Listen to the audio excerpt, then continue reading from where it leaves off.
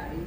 And then importantly, how do you evaluate success? There was a question earlier about policy. If you're going to go to policymakers, you have to be able to say, this worked, and this is how I know it worked. And so this paper might be useful to you if you're developing a technology intervention. The next thing we did was to take this basic intervention and try to use it for addressing social communication needs of dementia caregivers.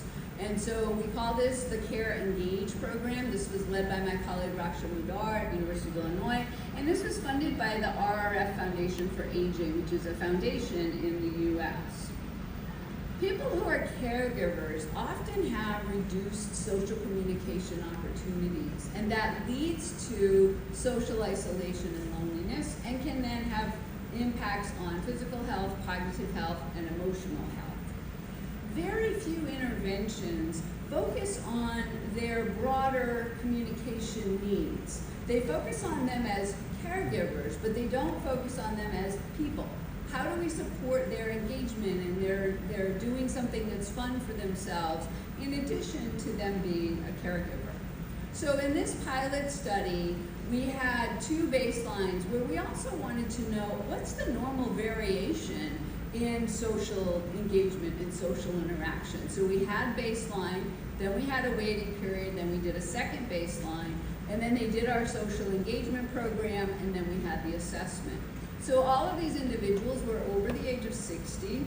They were caring for a relative who had Alzheimer's disease or another dementia, and they'd been providing support for at least 3 months.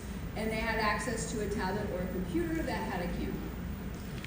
We enabled them to connect, to engage with others on those same different topics that we had developed. This time we implemented on the Zoom platform, which was more accessible to people. We have found in this study, we had 68 participants, and we had clear increases in their perceptions of friendship after doing this intervention, as well as increases in social activity engagement. And their personal remarks were quite striking. So after each session, we asked them, how much did you enjoy the conversation?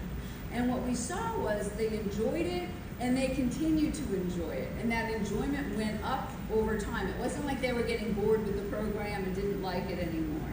But what was really striking were the comments that they made. I enjoyed every minute of it. Kindred spirits, the four of us living with our spouses in various stages of dementia.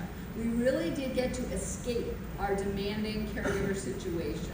We laughed, we finished each other's sentences. How else can I say thank you? I mean, they were just so grateful for the opportunity to, forget about their cares for a while, talk to other people, but the other people were in the same life situation and related to their experiences. So they enjoyed this very, very much. And one of the things we're trying to do now is to scale this up and enable more people to use this kind of video chat intervention. There's huge potential for impact. It's a relatively low-cost intervention. It doesn't require a moderator.